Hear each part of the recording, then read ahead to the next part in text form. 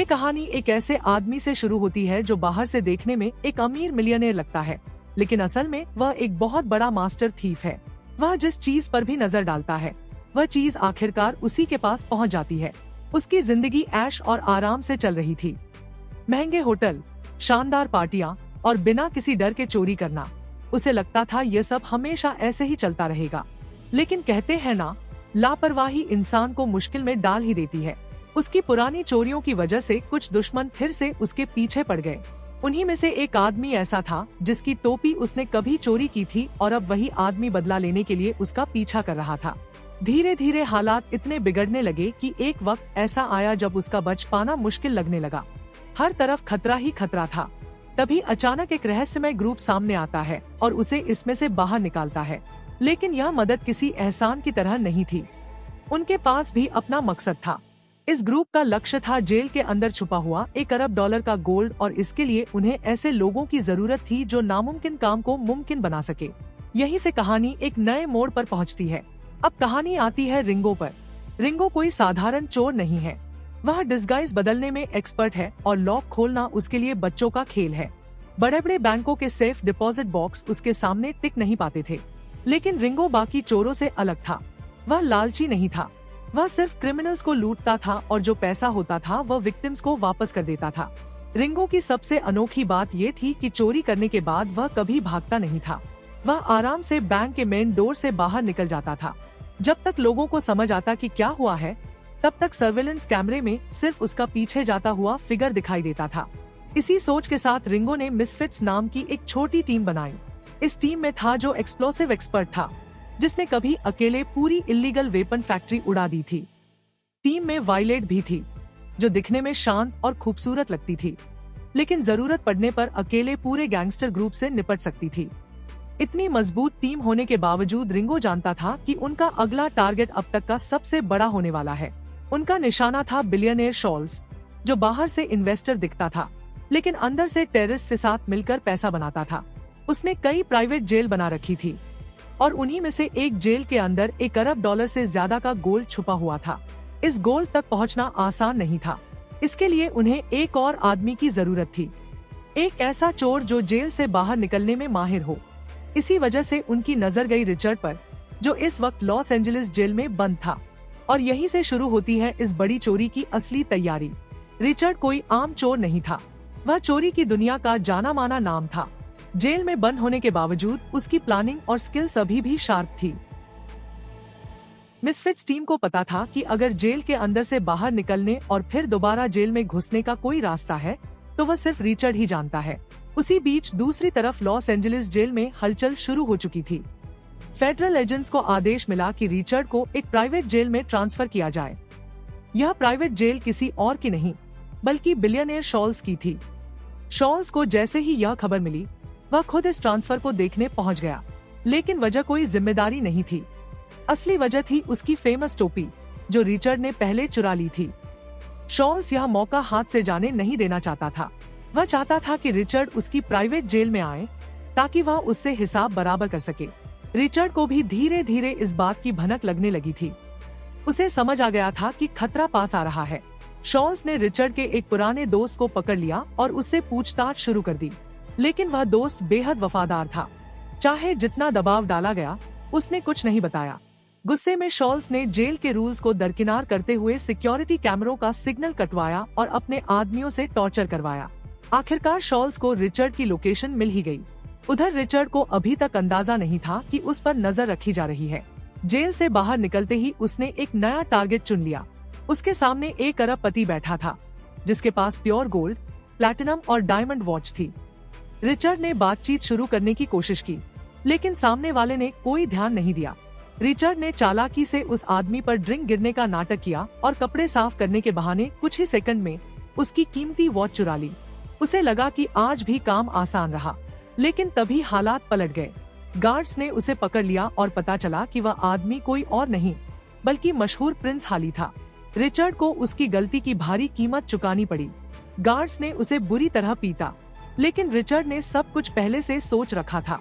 वह वॉच पहले ही दूसरी जगह छुपा चुका था। मौका मिलते ही वह प्रिंस के रूम में घुसा और वहां से करीब $1 मिलियन की दूसरी वॉच ले उड़ा। जब वह निकलने ही वाला था तभी प्रिंस वापस कमरे में आ गया। गार्ड्स ने पूरे रूम की तलाशी ली, लेकिन उन्हें पता नहीं था कि रिचर्ड सिर्फ एक दीवार की दूरी पर छिपा हुआ है। मौका मिलते ही रिचर्ड लिफ्ट में घुस गया और खुद को सुरक्षित समझने लगा, लेकिन किस्मत ने यहाँ भी खेल खेला। जैसे ही वह कार में बैठा, उसके सामने वही प्रिंस आ गया, लेकिन ये असली प्रिंस नहीं था, बल्कि मिसफिट्स टीम का ही एक मेंबर था जो डिस्गाइज में था। यही वही आदमी था जो टीम का बेस्ट ड्राइवर था। अब रिचर्ड को समझ आ गया कि उसे फंसाया गया है। मिसफिट्स टीम उसे सीधे अपने हाइडआउट लेकर गई, जहां रिंगो पहले से मौजूद था। सामने पूरी टीम को देखकर रिचर्ड को एहसास हो गया कि वह चोरों की मांग में आ चुका है। रिंगो ने उसे साफ शब्दों में बताया कि उनका असली टारगेट शॉल्स की प्राइवेट जेल में रखा $1 अरब का गोल्ड है और इसके लिए उन्हें रिचर्ड की जरूरत है। रिचर्ड ने पहले मना कर दिया, लेकिन शॉल्स के हाथ लगने का डर उससे कहीं बड़ा था। थोड़ी सोच विचार के बाद रिचर्ड ने टीम के साथ जाने का फैसला किया और इसी के साथ कहानी एक और खतरनाक मोड़ पर पहुंच जाती है। रिचर्ड जब मिसफिट टीम के साथ जाने के लिए तैयार हुआ, तब भी उसके मन में साफ था कि वह यह काम सिर्फ अपने फायदे के लिए कर रहा है। उसे लगता था कि बस गोल्ड चुराना है और फिर अलग हो जाना है, लेकिन रिंगो की प्लानिंग इतनी सीधी नहीं थी। रास्ते में रिंगो ने रिचर्ड को पूरा प्लान समझाया। शॉल्स की प्राइवेट जेल में रखे गोल्ड को चुराना जितना आसान लगता है, उतना बिल्कुल नहीं था। जेल के अंदर सिक्योरिटी कई लेवल पर थी। हर गेट पर गार्ड्स, हर कॉरिडोर में स्कैनर, हर दीवार में छुपे हुए मोशन सेंसर और हर मूवमेंट पर नजर रखने वाला हाईटेक सर्विलांस सिस्टम। रिंगो जानता था कि बिना अंदर से सिस्टम को डिस्टर्ब किए यह काम नामुमकिन है। रिचर्ड को प्लान सुनकर एक्साइटमेंट तो हुई, लेकिन साथ ही उसे ये भी महसूस हुआ कि ये सिर्फ चोरी नहीं, ये पूरा मिलिट्री लेवल ऑपरेशन है। उधर शॉल्स को भी खबर मिल चुकी थी कि रिचर्ड उसकी पकड़ से निकल गया है। उसका गुस्सा बढ़ता जा रहा था। उसने अपने लोगों को हर शहर में अलर्ट कर दिया था। मिसफिट टीम सीधे अबू धाबी पहुंची, लेकिन रिचर्ड अभी भी पूरी तरह कमिट नहीं था। एयरपोर्ट से बाहर निकलते ही वह टीम से अलग हो गया। उसे लगा कि वह फिर से अपनी पुरानी लाइफ जी सकता है। अबू धाबी की चमक दमक, लग्जरी कारें, 5 स्टार होटल और हाई प्रोफाइल पार्टियां। रिचर्ड खुद को रोक नहीं पाया। एक शानदार पार्टी में उसकी नजर एक अरबपति पर पड़ी जिसने एक बेहद महंगी लिमिटेड एडिशन वॉच पहन रखी थी। रिचर्ड के हाथ खुद ब खुद एक्टिव हो गए। उसने बातचीत शुरू की, हल्का सा ध्यान भटकाया और कुछ ही सेकंड में वॉच उसके हाथ में थी। लेकिन जैसे ही वह निकलने लगा, एक रहस्यमयी महिला सामने आ गई। उसने वॉच वापस मालिक को दे दी और रिचर्ड के हाथ में बच्चों के टॉयज का एक छोटा पैकेट थमा दिया। रिचर्ड हैरान रह गया। जब उसने ध्यान से उस महिला को देखा, उसका चेहरा जम गया। वह उसकी बेटी होप थी। सालों बाद सामने खड़ी थी। तलाक के बाद रिचर्ड ने उसे लगभग छोड़ ही दिया था। होप ने साफ शब्दों में कहा कि उसे सब पता है, उसके काम के बारे में, उसके प्लान के बारे में और मिसफिट टीम के मिशन के बारे में भी। रिचर्ड पहली बार असहज हुआ। होप ने कहा, तुम हमेशा कहते थे कि तुम बुरे लोगों को लूटते हो, तो फिर इस बार सही काम क्यों नहीं करते? यही रिचर्ड टूट गया। वह दोबारा रिंगो के पास गया, इस बार पैसे के लिए नहीं, अपनी बेटी के लिए। लेकिन उसने एक शर्त रखी, मिशन के बाद पूरा गोल्ड उसका होगा। रिंगो ने साफ इनकार कर दिया। मिसफिट टीम चोरी का पैसा कभी अपने पास नहीं रखती थी। गोल्ड चैरिटी में जाने वाला था। रिचर्ड फिर पीछे हटने लगा, लेकिन होप ने उससे कहा, इस बार अपने लिए नहीं, किसी और के लिए करो। रिचर्ड के लिए यह पहली बार था जब वह किसी काम में अपना फायदा नहीं देख रहा था। आखिरकार उसने हाँ कह दी। यहीं से असली मिशन शुरू होता है। सबसे पहले उन्हें कंफर्म करना था कि गोल्ड जेल के अंदर कहाँ रखा गया है। शॉल्स की प्राइवेट जेल बाहर से साधारण दिखती थी, लेकिन अंदर से वह एक हाई सिक्योरिटी फोर्ट्रेस थी। गार्ड्स हर शिफ्ट में बदलते थे। हर कैदी पर डिजिटल ट्रैकिंग थी और वॉल्ट एरिया तक पहुंचने के लिए मल्टी लेयर एक्सेस कार्ड की जरूरत थी। रिंगो ने प्लान बनाया, डायरेक्ट वॉल्ट में घुसने की बजाय पहले जेल के सिस्टम को डिस्टर्ब करना होगा। उधर रिचर्ड और होप के बीच रिश्ते की मरम्मत भी शुरू हो चुकी थी। होप ने उसे बताया कि बचपन में जब वह स्कूल फंक्शन में अकेली खड़ी होती थी, तो उसे हमेशा लगता था कि उसके पापा आएंगे, लेकिन वह कभी नहीं आए।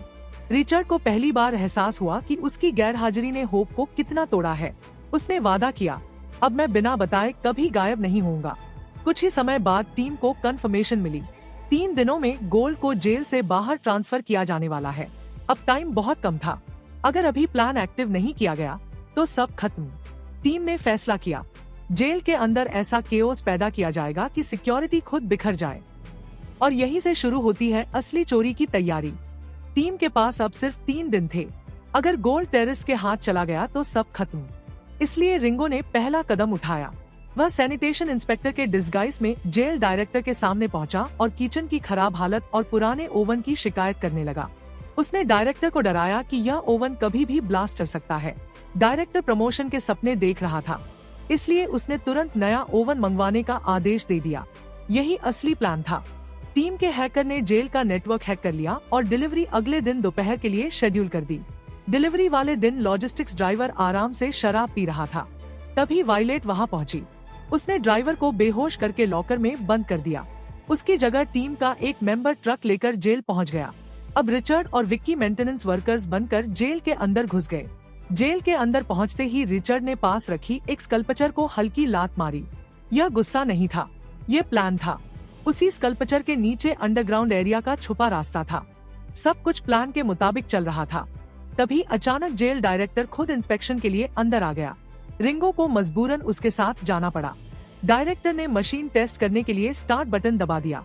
कुछ सेकंड के लिए पूरी टीम की सांस रुक गई। अगर मशीन चालू हो जाती तो अंदर छुपे मेंबर्स पकड़े जाते। रिंगो ने तुरंत कहा, सर, मशीन अभी पूरी तरह इंस्टॉल नहीं हुई है, अभी चलाने पर एरर आएगा। डायरेक्टर ने बात मान ली और बाहर चला गया। खतरा टल चुका था, लेकिन असली काम अब शुरू हुआ। रिंगो ने मौका पाकर डायरेक्टर को गले लगाया और उसी दौरान उसका एक्सेस कार्ड चुरा लिया। यह कार्ड जेल के रिस्ट्रिक्टेड एरिया खोल सकता था। शिफ्ट बदलते ही रिचर्ड और विक्की लॉन्ड्री रूम की तरफ बढ़े। वहीं से वॉल्ट तक पहुंचने का रास्ता था। वॉल्ट के सामने पहुंचकर टीम समझ गई कि सिक्योरिटी कितनी भारी थी। मोटे स्टील दरवाजे, लेजर सेंसर, मोशन अलार्म। अब प्लान का अगला हिस्सा शुरू हुआ। जेल के अंदर ऐसा केओस पैदा करना कि किसी का ध्यान वॉल्ट पर ना जाए। टीम ने फूड सर्वर्स का डिस्गाइज लिया और खाने में स्ट्रॉन्ग लैक्सेटिव मिला दिया। कुछ ही घंटों में पूरी जेल में अफरा तफरी मच गई। कैदी एक एक करके बीमार पड़ने लगे। गार्ड्स, डॉक्टर्स, स्ट्रेचर्स सब भागते फिर रहे थे। डायरेक्टर खुद बदबू और हड़कंप देखकर चक्कर खा गया। यही मौका था। रिचर्ड वॉल्ट के अंदर पहुंचा। उसने फ्लोर में सही जगह ड्रिल किया। 3 सेकंड का टाइमर सेट किया और मिनी बम नीचे गिरा दिया। धमाका हुआ, लेकिन जेल के केओस में किसी ने ध्यान नहीं दिया। वॉल्ट खुल चुका था। विक्की ने ट्रॉली अंदर धकेली। रिचर्ड तेजी से गोल्ड ब्लॉक्स भरने लगा। तभी विक्की की नजर सर्विलांस कैमरे पर गई। उसने घबराने की बजाय कैमरे के सामने गोल्ड ब्लॉक पकड़कर फोटो ली। हैकर ने वही स्टैटिक इमेज सिस्टम पर चला दी। बाहर स्क्रीन पर सब कुछ नॉर्मल दिख रहा था। शॉल्स ने लाइव फीड चेक की। सब सही लग रहा था, लेकिन उसे शक हुआ। उसने दोबारा स्क्रीन देखी। इमेज हिल नहीं रही थी। वह खुद वॉल्ट की तरफ भागा, लेकिन तब तक बहुत देर हो चुकी थी। मिसफिट टीम वॉल्ट खाली कर चुकी थी। शॉल्स ने पूरी जेल सील कर दी। कोई बाहर नहीं जाएगा। इसी दौरान एक पेशेंट स्ट्रेचर बाहर निकाला गया। शॉल्स की नजर उस पर पड़ी। उसे नहीं पता था कि स्ट्रेचर पर पड़ा बीमार कैदी असल में विक्की था। तभी स्ट्रेचर से एक छोटा गोल्ड ब्लॉक नीचे गिर गया। शॉल समझ गया कुछ गड़बड़ है। उसने सभी एम्बुलेंस रोक दी। उसे यकीन था टीम अभी जेल के अंदर है। तभी उसे खबर मिली उसके आदमियों ने रिचर्ड की बेटी को पकड़ लिया है। शॉल्स के चेहरे पर मुस्कान आ गई। उसे लगा खेल खत्म। तभी 2 लोग प्रोटेक्टिव सूट में आए। उन्होंने खुद को टॉक्सिक गैस क्लीनिंग स्टाफ बताया। कहा कि गैस लीक का खतरा है, एरिया खाली करना होगा। हालात पहले ही खराब थे। शॉल्स उलझ गया। उसी वक्त एक कार तेज रफ्तार से निकली और उसमें गोल्ड दिख रहा था। शॉल्स ने पीछा करने का आदेश दिया, लेकिन वह सिर्फ डिस्ट्रैक्शन था। कार चला रहा था प्रिंस। वह जानबूझकर रेगिस्तान की तरफ भागा। शॉल्स को लगा जीत गया। ट्रक खुला, अंदर कुछ नहीं था। वह समझ गया फिर धोखा। उधर असली टीम अभी भी जेल के अंदर थी। उन्होंने ओवन में गोल्ड पिघलाया, लिक्विड गोल्ड को मोल्ड में डाला। कुछ ही देर में एक बड़ी गोल्ड स्टैचू तैयार हो गई। उस पर पेंट कर दिया गया ताकि वह टूटा हुआ ऑब्जेक्ट लगे। रिपेयर के नाम पर उसे बाहर ले जाया गया। डायरेक्टर ने पेपर वर्क साइन कर दिया। टीम जेल से बाहर निकल गई। शॉल्स गुस्से में गन निकालने ही वाला था। तभी गार्ड्स ने उसे घेर लिया। असल में प्रिंस नकली नहीं था, वह असली प्रिंस था। उसने पहले से अपने गार्ड्स तैनात कर रखे थे। जैसे ही शॉल्स ने हथियार उठाया, उसे काबू में कर लिया गया। लेकिन शॉल्स ने आखिरी चाल चली। उसने अपने आदमियों को रिचर्ड की बेटी को मारने का आदेश दिया। अगले ही पल वायलेट सामने खड़ी थी। असल में जिसे पकड़ा गया था वह होप नहीं, वायलेट थी। वायलेट ने बंधे होने के बावजूद सेकंडों में शॉल्स के आदमियों को खत्म कर दिया। अब खेल पूरी तरह खत्म था। शॉल्स गिरफ्तार हो चुका था। मिसफिट टीम ने गोल्ड चैरिटी में भेज दिया। उन्होंने एक भी डॉलर अपने पास नहीं रखा। अबू धाबी में सब कुछ सामान्य हो गया। किसी को पता भी नहीं चला कि $1 बिलियन का गोल्ड गायब हो चुका है। रिचर्ड ने रिंगो और टीम का धन्यवाद किया। उसने अपनी बेटी से वादा निभाने का फैसला किया और पहली बार उसने चोरी नहीं, सही काम किया। इसी के साथ यह $1 बिलियन गोल्ड की चोरी पूरी होती है, बिना शोर, बिना मासूम लोगों की जान लिए। अगर कहानी पसंद आई हो तो लाइक करो, सब्सक्राइब करो और बेल दबाओ। Thank you.